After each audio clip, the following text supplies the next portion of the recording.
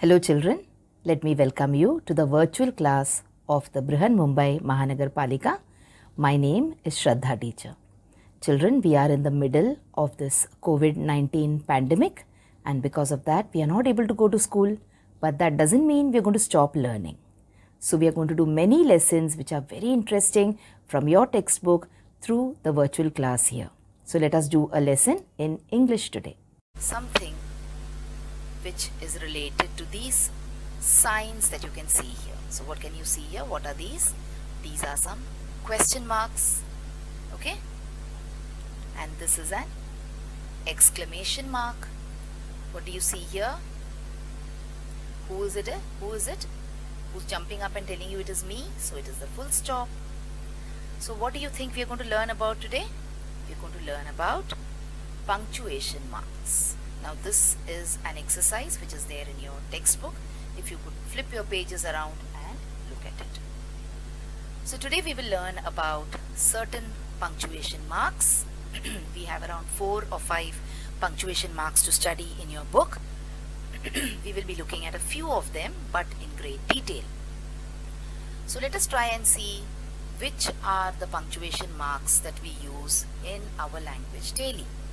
So whenever you open an English textbook, okay, whenever you open any newspaper, whenever you open a magazine, a storybook, you will see many kinds of symbols like this in your book, isn't it, on the page.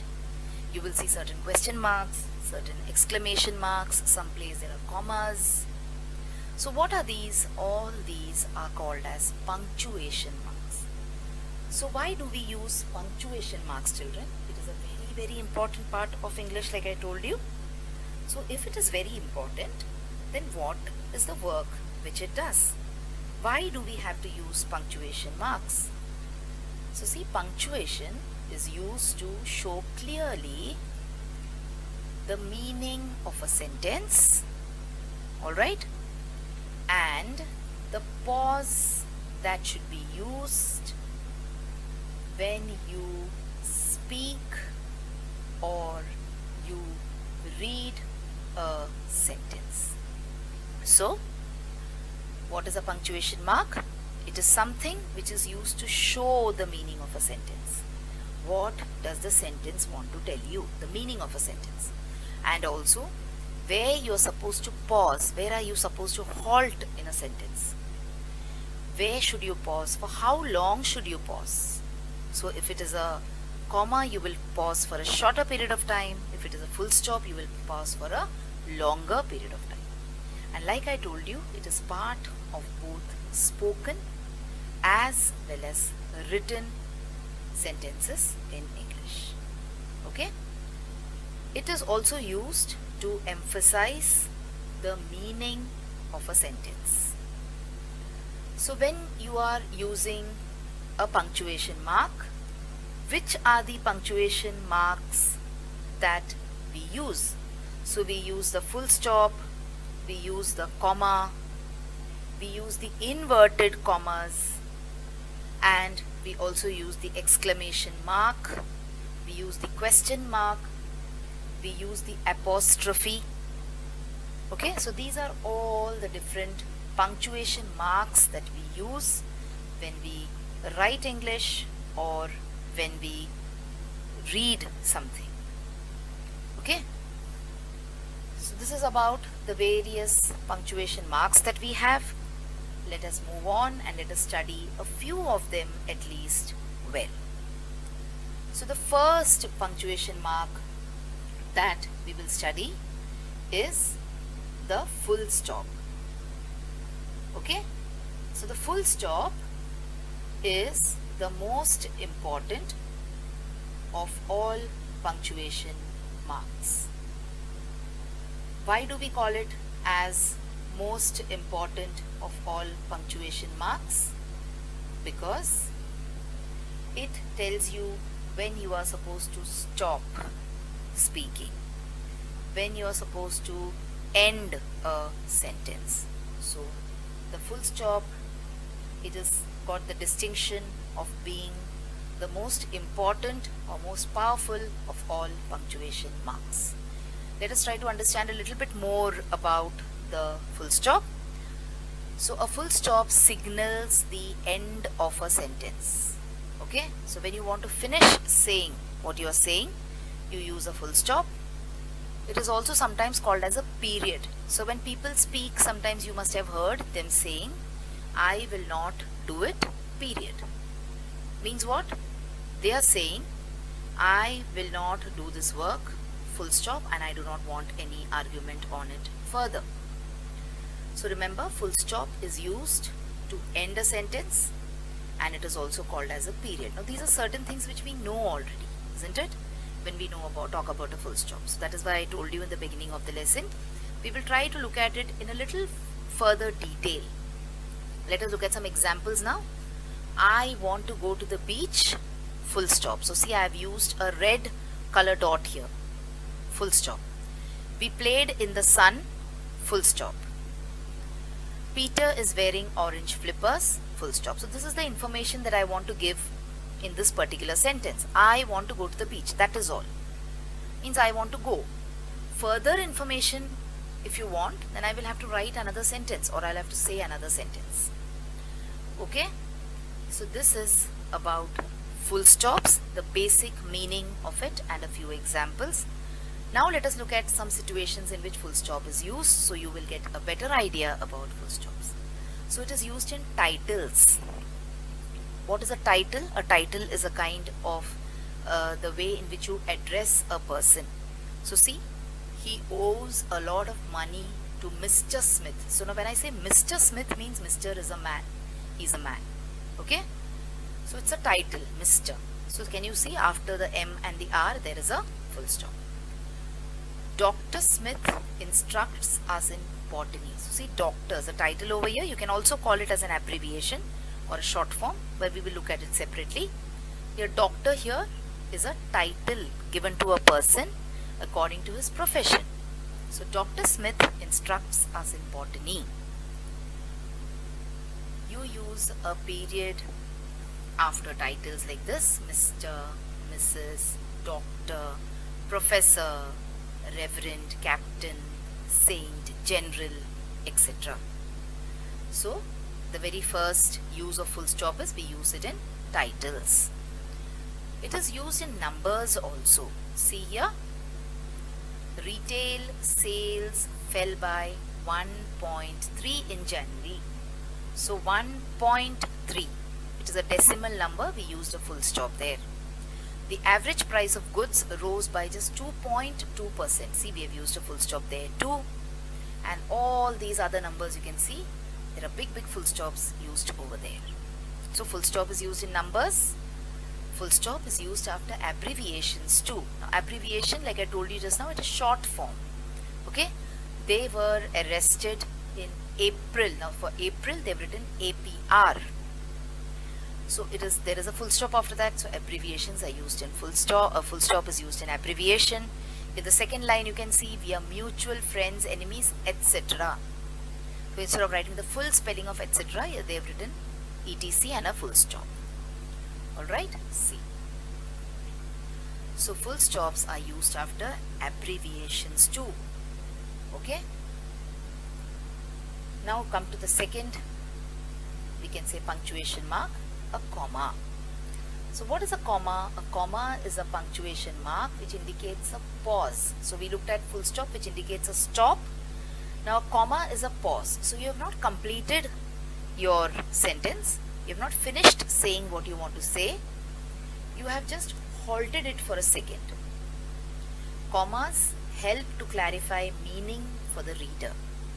So when there is a comma, you understand better about what the sentence wants to tell you. Okay, and this is the, you can say, symbol for a comma. All of us know this. Let us look at some examples now. So commas help to clarify meaning. Let us look at some situations in which comma is used. So there will be examples also for us. So commas are used to separate a series of words. So if in a sentence you have different words which you are using, if you want to separate those words, then you use a comma. I want some cake, some candies and ice cream. So I have included 3 words in this sentence which are separate. But then I do not want to say I want some cake, full stop. I want some candies, full stop. I want some ice cream, full stop. So I have tried to make my language better by including all the words in this series in one sentence, and I have used a comma there in the middle. I want some cake and then comma, candies. If I had written chocolates also, I would have put one more comma after candies. Okay, but then here I have only 3 words: cakes, candies and ice cream. Alright. She saw the spider, so a girl, she saw the snake, sorry, and she went white with fear and cried out loud. So see, there are 3 things which she's doing. Here I have a picture of a snake and I've written spider, take it as a snake, okay? She saw a snake. So the first thing she did was, she saw something very, very, you can say, fearsome. She went white with fear. So when you see something, what happens? The blood from your face drains out and you become white. And then she cried out loud. So if I had used only a full stop and I did not know how to use a comma, I would have said, she saw the snake, full stop. She went white with fear, full stop. And she cried out loud, full stop.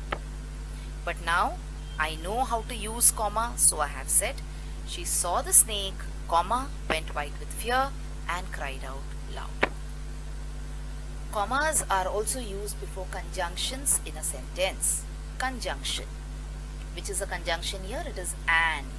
So I went to the movies and I went to the store. So a conjunction is used to in fact join 2 sentences together.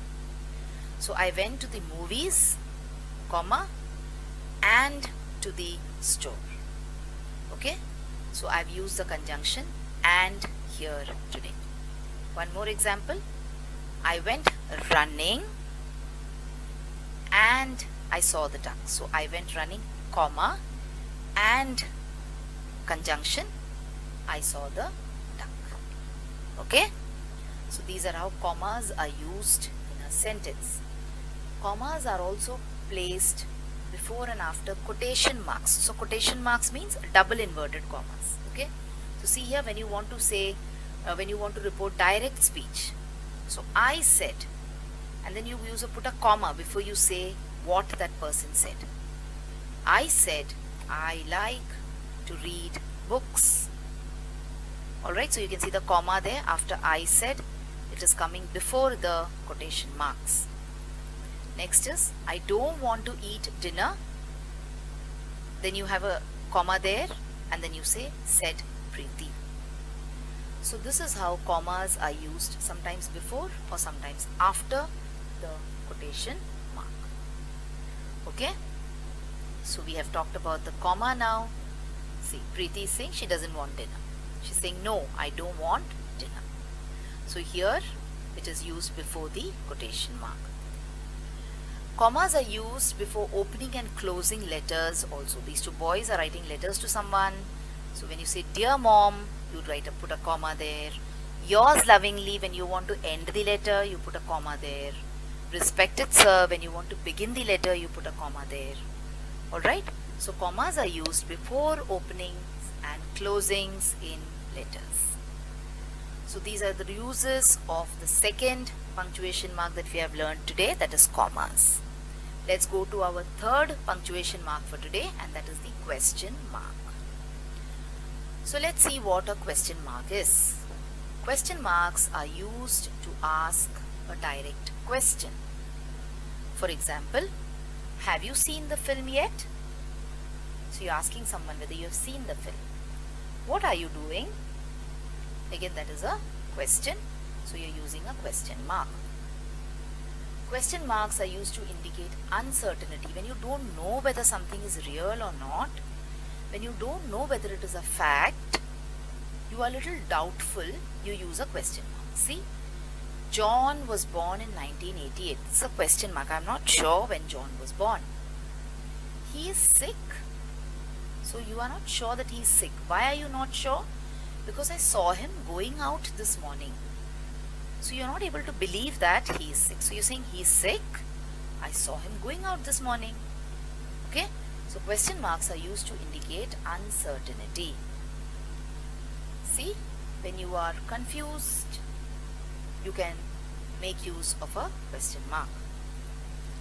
Question marks are also used to end a question tag.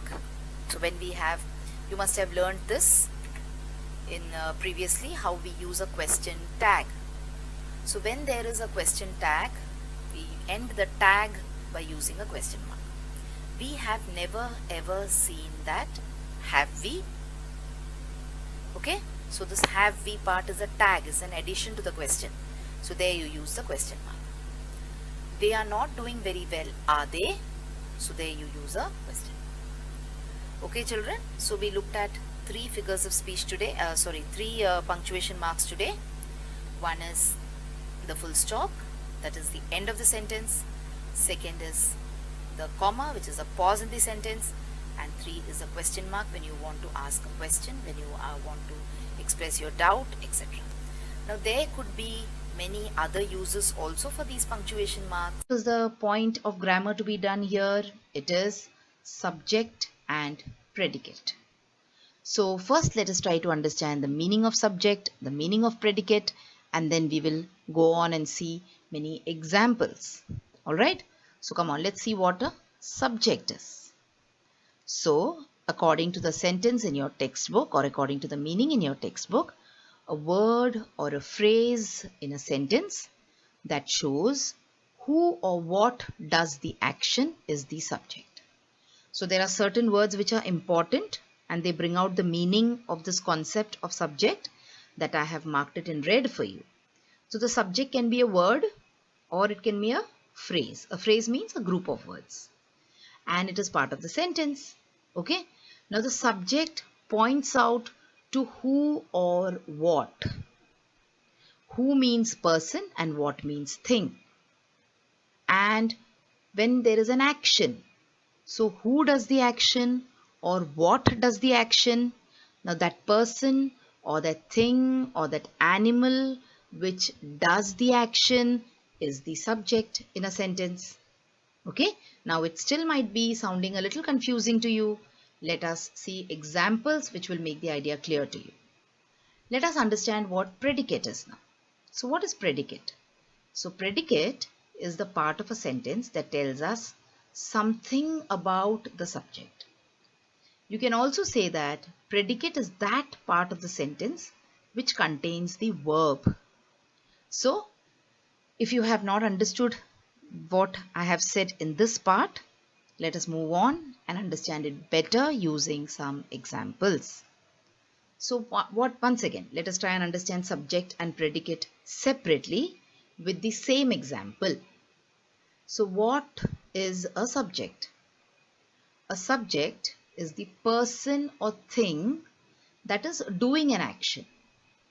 Okay, so the subject is a person. It can be a person, a human being, or it could be a thing.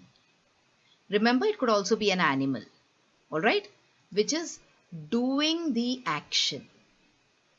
All right, so there is some action which is happening and the person or the animal or the thing which is doing the action could be the subject.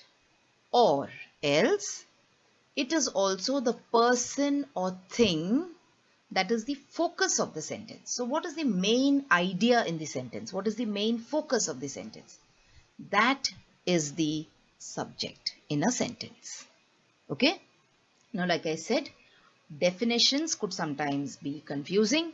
Examples are understood more easily. So let us take an example here. The lion roared at the goat. So here, what is happening here in the sentence? This is happening. The lion roared at the goat. Okay. So what action is happening here? What is the action which is happening? It is the roaring of the lion which is happening. So roaring is the action here, or roared is the action here, isn't it? And who is roaring? Who is the person who's doing this action? Who is roaring? It is the lion. Therefore, The lion is the subject in this particular sentence. I think now the idea must be clear to you that a subject is a person or a thing which is doing the action, or it is a person or the thing about which the sentence wants to speak. So it is the focus of the sentence. Alright, like I told you, we will take the same example to understand what predicate is. So let's go there. So what is a predicate? The predicate of the sentence is the part that contains the action. Okay, so it is the part which tells us what the subject is doing, or it tells us more about the subject. It gives us information about the subject. For example, see here the same example again. The lion roared at the goat. So what is happening again? The same thing is happening. The lion is roaring at the goat. What is the action? The action of roaring. So what is the predicate? Roared at the goat is the predicate. So the lion is the subject and roared at the goat is the predicate. Okay? So hope this simple example clears this idea for you as to what is the meaning of a subject and what is the meaning of a predicate. So what is the difference between a subject and a predicate? So the subject is the who or the whom, whereas the predicate is the action which is done. Very simple. Alright, let us move on and see some examples. So all the subjects are written in green and all the predicates are written in red. I will also mark it for you as I read it. Okay, so Mr. Smith took a walk. So Mr. Smith is the person. What did he do? He took a walk. So Mr. Smith is the subject and took a walk is the predicate. The dentist pulled out a tooth. Who pulled out the tooth? The dentist. What did the dentist do? He pulled out a tooth. So the dentist is the subject and pulled out a tooth is the predicate. The pig with the big snout slobbered on a kid. That means it attacked a kid. So the pig with a big snout is the subject. Slobbered on a kid is the predicate because it is the pig who did the work or action of slobbering on a kid. So these are some more examples for you. So hope the idea is clear. If not, there are some more examples coming your way. So see, the big green frog. So this particular sentence is about the big green frog. So this big green frog is the subject. Now what will be the predicate? What this big green frog did? He jumped across the log. So that is the predicate. So the big green frog jumped across the log. In that the big green frog is a subject and jumped across a log is the predicate. Now the next sentence is about my sweet grandmother. Okay, so who? My sweet grandmother. Therefore it is the subject. And what about the grandmother? Wore a blue dress. So wore a blue dress is the predicate. Okay. Now the next sentence is about this particular thing. So it is the subject, the old shack. Now a shack, children, is not exactly a house, but it is a kind of a shelter.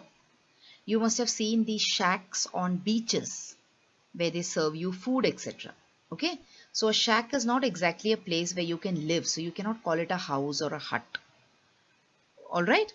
So the old shack. Now what happened to the old shack? So the old shack is the subject. It is the focus of the sentence. What happened to it? It blew over in the wind. So something happened to the old shack. What happened was it blew over in the wind. So that is the predicate. The last sentence is about the dog. So the dog is the subject. My dog Barney is the subject. What happened to him? He barked at the cat. So he did the action of barking at the cat. So that is the predicate. Okay, children. So I think we have had enough example sentences on subject and predicate now. Let us move on and do an exercise based on subject and predicate. Now children, whenever I bring up an exercise like this, I always tell you that at this point you should pause your video and you should try to solve this exercise on your own, and then play the video again and check whether your answer matches with mine. So come on, there are 5 sentences and I'll give you some time to solve and underline the subject with red and predicate with blue, and then come back and check the answers that I will give you. Okay? So let's check up what the answers are. So the first sentence is, the horse likes to eat hay. So the horse is the subject, and of course likes to eat hay is the predicate. So hope you got this one right. Then you have, the students studied hard for the test. So the students, who studied hard? The students. What did the students do? They studied hard for the test. So that is the predicate. My mom loves me very much. Who loves you very much? My mom. What does my mom do? Loves me very much. So my mom is the subject and loves me very much is a predicate. Look at the next sentence. Here there is a chance that you might make a mistake. My dad's cell phone has a funny ring. So this sentence is not about my dad, but it is about my dad's cell phone. Therefore, my dad's cell phone is the subject. I've underlined it with red. And has a funny ring is the predicate. The bee drank the nectar from the flower. So the bee is the subject. Drank the nectar from the flower is the predicate. Okay, children? So here we talked about certain words and phrases, and we also looked at what subject and predicate is. Now let us check whether we have done what is expected to be done according to the textbook. So see, this is point 5 of the exercise on English workshop in your textbook, where they have asked us to study about the subject and predicate, which we just did. But even then, let us go back and check what we did. So a word or a phrase in a sentence that shows who or what does the action is the subject, isn't it? We just saw it now, and they're giving us examples also, see, of a subject in the following sentences. The underlined part is a subject. So what is underlined? The baby is laughing, so the baby is underlined. The glass fell from the table, so the glass is underlined. These are examples of subject. Whereas what is the predicate they're saying? The predicate is a part of a sentence that tells us something about the subject. So we also learned the same thing. We just said that the predicate is a part which contains the action, okay, or it is part which shows the verb. So look at the same example again. The baby is laughing. So what is the baby doing? What is the action? The baby is laughing. So is laughing is the predicate. The glass fell from the table. What happened to the glass? The glass fell from the table. So that is the predicate. So children, now you have watched the video. So after you watch the video now, you will have to complete a few simple tasks. Now you might have watched the video on your computers or your laptops or your mobile phones. Now after you watch the video, what will you do? You will please go to the description box which is given below the video. So what is the description box? See, the description box looks like this. Alright, and after you go to the description box, you will see that there are a few questions there. Now what are these questions about? These questions are about the lesson that we just learned or the video that you just watched. So what will you do? You will think back properly about the lesson and you will try and answer these questions and note down the answers in your notebook if you want. Okay? After that, we have another task waiting. You will also click on the link which you will find in the description box to fill up the Google form. So now what is the Google form, children? It is nothing but a simple form There are a few simple questions there about the video which you just saw and also about yourself. So, these are the tasks now that you will have to complete after you watch each video.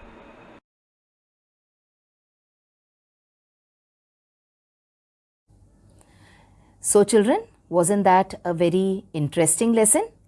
I'm sure you learnt a lot of new things in this lesson. If you have liked this video, please hit the like button and also subscribe to my video so that you will get to see all the videos which I keep posting regularly.